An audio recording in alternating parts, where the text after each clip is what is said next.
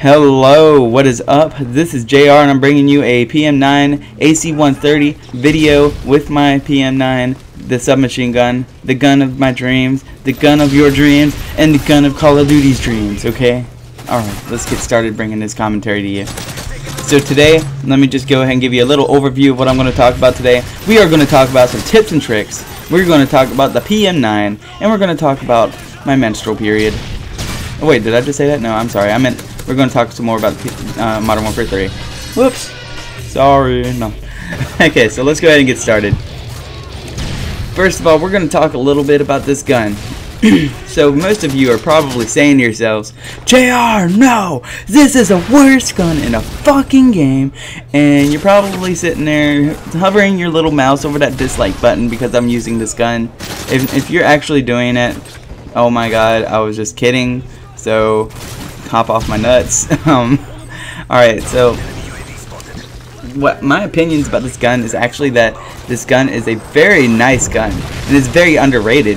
And what I mean by that is that this gun is actually up to par, if not better, than the PP90M1 given the right conditions. So the only difference between this one and the PP90M1 is that the PP90M1 has a really far range, where this one is just a regular submachine gun. Now, I consider the PP90M1 to not even be a submachine gun in some ways, because it just has some phenomenal range where it can shoot you across the map, just like the MP7.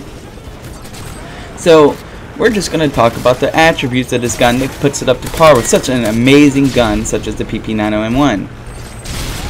Now, first of all, the PM9 actually has a very high damage rate. Believe it or not, if you were to put a PP90M1 up against the PM9, and you were going to see, and you were standing from the same distance, and it's about a good submachine gun's range, the PM9 would probably take less shots to kill them. I'm definitely not kidding.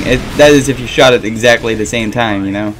And that gives you a huge advantage in some cases. Now, for those people who can't control their shots and all they do is smash the fucking trigger, like they just smash it down and hold it down and like hope to God they get a kill, yeah, this gun isn't friendly to you. Don't even try it.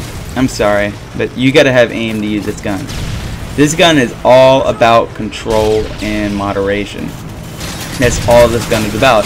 And actually, that's going to bring me to my tips today. So, my tip for today, well, my first and most major tip, is that the PM9 is a very good gun if you can control your rate of fire, which most people cannot do. Now, controlling your rate of fire is actually a very good, useful technique for guns that cannot shoot a long range. So instead of sitting there bashing the trigger finger as if you're trying to hit your son for doing something wrong, you might want to go ahead and try just slightly touching it as if you're trying to pat a little kid on the head.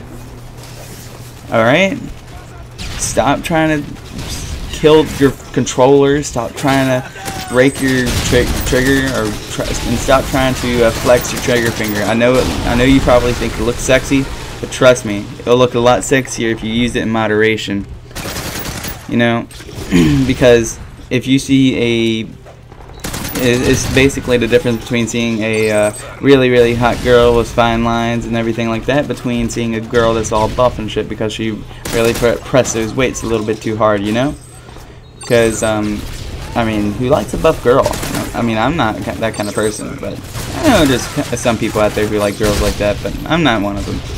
Alright, so let's go ahead and get more into the game. So first, that was my first tip. So instead, I mean, in another comparison, it's like this.